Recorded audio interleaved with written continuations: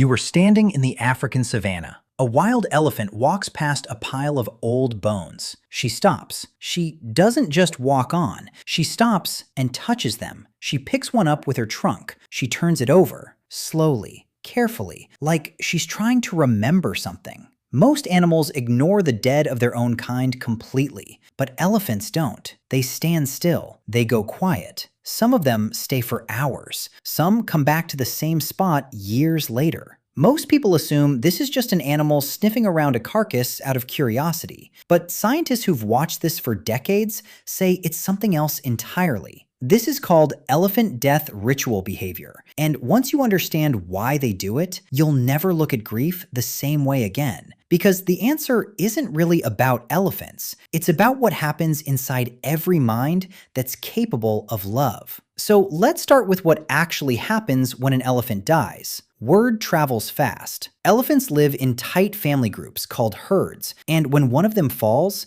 the others notice almost immediately. They gather around the body, not for a minute, sometimes for days. Researcher Cynthia Moss, who has studied elephants in Kenya's Amboseli National Park since the 1970s, documented this again and again. She watched herds stand in silence around a dead member. No panic, no feeding, just stillness. But here's what's fascinating. It's not only the herd of the dead elephant that reacts. Elephants from completely unrelated families sometimes walk miles out of their way just to visit the body. Why would an animal go out of its way for a stranger? That question stuck with scientists for years. So in 2006, researcher McComb ran an experiment. She placed elephant skulls, ivory, and wood in front of wild elephants, and she watched which ones they cared about. The elephants ignored the wood completely. They showed mild interest in other animal skulls. But when they came across elephant remains, especially skulls and tusks, everything changed. They slowed down. They touched the bones gently with their trunks. Some even carried tusks away with them. Not to eat, not to use, just to carry. That's not instinct for survival. That's something closer to memory. But that's only half the story, because elephants don't just visit the dead. They interact with the moment of death itself. In 2016, researcher Shifra Goldenberg and her team at Save the Elephants studied what happens right after an elephant matriarch dies, and what they found was almost unsettling. The herd doesn't just walk away in shock. They touch the body with their trunks. They smell it. Some elephants gently push at the corpse, almost like they're trying to wake it up. Calves have been seen standing beside their dead mothers for hours, refusing to leave. And in some recorded cases, elephants have been seen doing something even stranger. They cover the body with leaves, with branches, with dirt, almost like a burial. Now, here's where people get it wrong. It's not a burial the way humans think of one. There's no digging a hole, no ceremony with meaning the way we'd define it. But the covering behavior is real, and it's been documented multiple times, including cases where elephants have covered dead humans they came across, not just their own kind. Researchers in India and parts of Africa have reported elephants covering human bodies with leaves and soil after accidental deaths. Which raises an uncomfortable question. If an elephant will do that for a stranger of another species,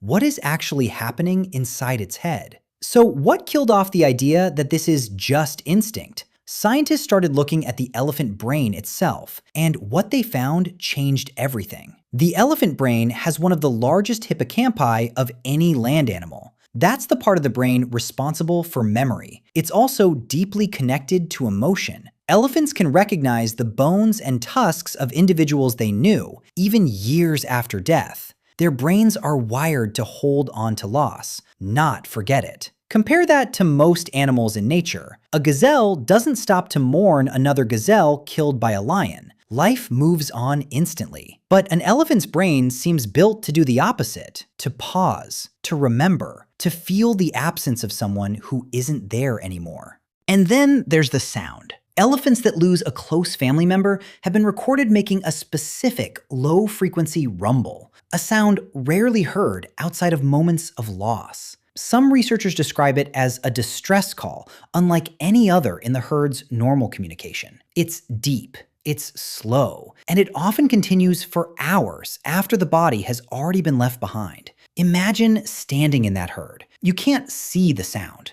You can only feel it, low in your chest, vibrating through the ground. That's what a grieving elephant sounds like. But here's the part that might be the strangest of all. Elephants return, weeks later, sometimes years later, to the exact same location where a family member died. Cynthia Moss tracked one specific case where an elephant family revisited the site of a matriarch's death multiple times over several years. Each time, they slowed down, they touched the ground, then they moved on.